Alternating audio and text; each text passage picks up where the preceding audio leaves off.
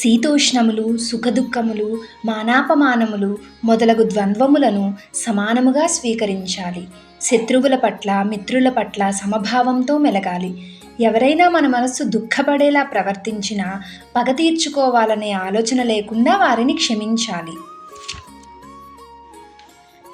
ఒకరోజు ఒక వ్యక్తి గౌతమ బుద్ధుడి వద్దకు వచ్చి నానా మాటలు అని చాలా అవమానించాడంట. అతడు అలా తిడుతూ కొంచెం సేపటి తర్వాత ఆపేశాడట. అప్పుడు బుద్ధుడు శాంతంగా, నీవు చెప్పాల్సింది ఇంకేమైనా ఉందా అని అడిగారట. అంతే. ఆ వ్యక్తికి తిరిగి వెళ్ళాక రాత్రంతా నిద్ర పట్టలేదంట. తాను చేసింది చాలా తప్పని తెలుసుకుని పశ్చాత్తాపపడ్డారట. తర్వాత రోజు ఉదయం ఒక చక్కటి పూలమాల తీసుకుని వచ్చి బుద్ధుడికి క్షమాపణ చెప్పి పూలమాలను ఆయన మెడలో వేశారట. అప్పుడు కూడా బుద్ధుడు శాంతంగా, నీవు చెప్పాల్సింది ఇంకేమైనా ఉందా అని అడిగారట.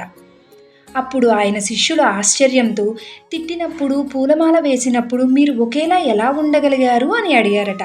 దానికి సమాధానంగా బుద్ధుడు, నేను వాటిని వేటిని లోపలికి తీసుకోలేదు అని జవాబు ఇచ్చి, అతడు అవమానించిన పూలమాల వేసిన భావన అతడిదే. మనం లోపలికి తీసుకోనంత వరకు ఏదీ మనల్ని ప్రభావితం చేయదు. మనం త్రివేణి సంగమంలో స్నానం చేయాలని దిగుతాము. ఆ చల్లని నీరు మనల్ని తాకి మొదట భయపెడుతుంది. కానీ కొద్దిసేపటికి ఆ నీరు, ఆ చల్లదనం మనకు అలవాటైపోతాయి.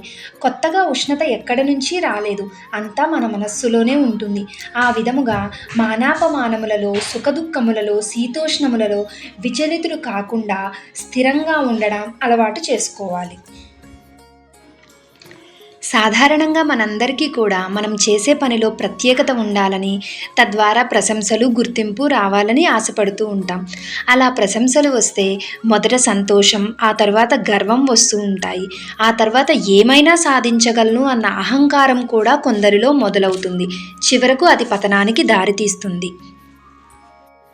మనందరికీ తెలిసినటువంటి తాబేలు కుందేలు కథలో కూడా కుందేలు ఇటువంటి గర్వంతోనే తాను గెలవగలను అన్న అహంకారంతో ఉండడం వల్లనే ఎంతో మెల్లగా నడిచే తాబేలుతో కూడా పరుగు పందెంలో ఓడిపోతుంది.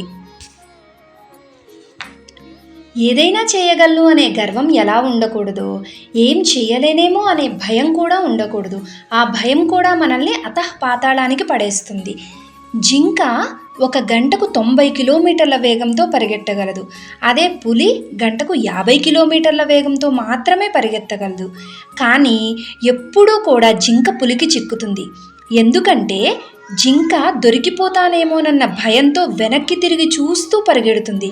కానీ పులి మాత్రం ఏం ఆలోచించకుండా కేవలం జింకను పట్టుకోవాలన్న ఆలోచనతో కేవలం దాని మీదే దృష్టి పెట్టి పరిగెత్తడం వల్ల జింకను పట్టుకోగలుగుతుంది, విజయం సాధిస్తుంది. అదేవిధంగా మనం వంట చేసేటప్పుడు ఎలా వస్తుందో అన్న భయంతో చేసినా, లేకపోతే ఈరోజు చేసిన వంటకాలన్నీ బాగా కుదిరి అందరూ మెచ్చుకుంటే ఎంత బాగుంటుందో అన్న ఆలోచనతో చేస్తే రుచి ఎలా వస్తుందో, కేవలం మనం చేసేటువంటి వంట మీద మాత్రమే దృష్టి పెట్టి చేస్తే రుచి ఎలా ఉంటుందో మనకు తెలుసు. కాబట్టి మనం చేసే ప్రతి పనిని భగవంతుడే మన చేత చేయిస్తున్నారని భావించి దాని ఫలితాన్ని దృష్టిలో పెట్టుకోకుండా మన శక్తి మేరకు కష్టపడి పనిచేయాలి. అవసరమైతే కొన్నిసార్లు శక్తికి మించి కూడా పనిచేయాలి. కానీ దాని ఫలితం మాత్రం ఎలా ఉన్నా సరే లోపలి వరకు తీసుకోకుండా ముందుకు సాగిపోతూ ఉండాలి.